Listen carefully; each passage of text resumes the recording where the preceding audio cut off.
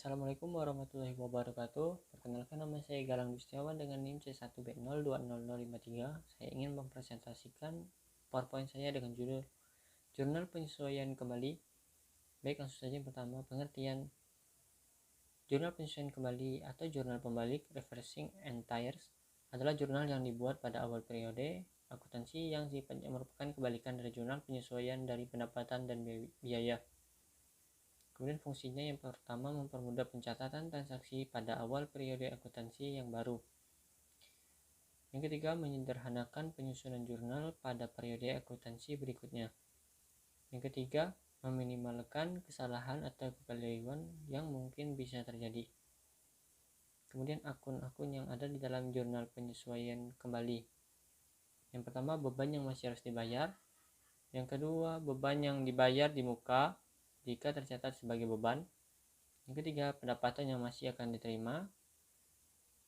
Yang keempat, pendapatan yang diterima di muka jika tercatat sebagai pendapatan. Dan yang kelima, pemakaian atas perlengkapan bila tercatat sebagai beban. Kemudian masuk ke dalam contoh. Yang pertama, beban dibayar di muka. Beban telah dibayar terlebih dahulu atau dicatat sebagai beban. Jadi buatkan jurnal pembalik agar menjadi sewa dibayar di muka atau menjadi harta. Misalnya pada 1 Desember 2017 dibayarkan uang sewa untuk 1 tahun sebesar 2.400.000. Dicatat pada jurnal adalah sebagai berikut. Beban sewa 2.200.000. Kemudian sewa dibayar di muka yaitu 2.200.000. Kemudian sewa dibayar di muka 2.200.000. Beban sewanya 2.200.000. Beban sewanya 2.400.000. Kasnya 2.400.000.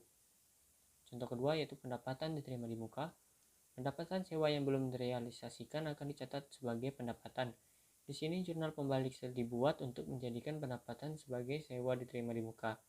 Misalnya pada 1 September 2017 perusahaan telah menerima pendapatan sewa sebesar 2.400.000 untuk 6 bulan.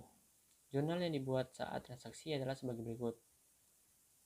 Kasnya 2.400.000, kemudian pendapatan sewanya 2.400.000. Pendapatan sewanya 800.000, sewa diterima di mukanya 800.000. Kemudian sewa diterima di muka 800.000, pendapatan sewanya 800.000. Yang ketiga, beban yang belum dibayar. Misalnya pada 31 Desember 2017 terdapat gaji untuk bulan Desember yang belum dibayar perusahaan dengan rincian dana sebagai berikut. Yang pertama, untuk karyawan bagian penjualan sebesar Rp1.750.000. Dan yang kedua, untuk karyawan bagian kantor sebesar Rp1.500.000. Gaji tersebut dibayarkan setiap tanggal 4 Januari 2018.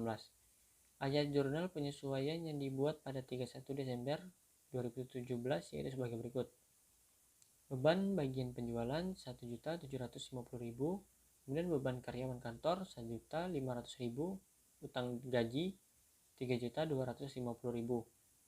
Utang gaji Rp3.250.000, beban gaji bagian penjualan Rp1.750.000, beban gaji karyawan kantor Rp1.500.000. Beban gaji bagian penjualan Rp1.750.000.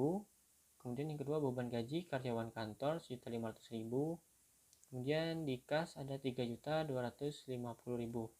Yang keempat, pendapatan yang belum diterima.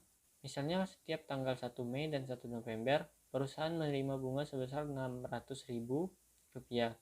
Ayat jurnal penyesuaian yang dibuat pada 31 Desember 2017 adalah sebagai berikut. Piutang bunga Rp600.000, pendapatan bunga Rp600.000. Kemudian pendapatan bunga Rp100.000, piutang bunga Rp200.000. Kemudian kas Rp600.000, piutang bunga Rp600.000.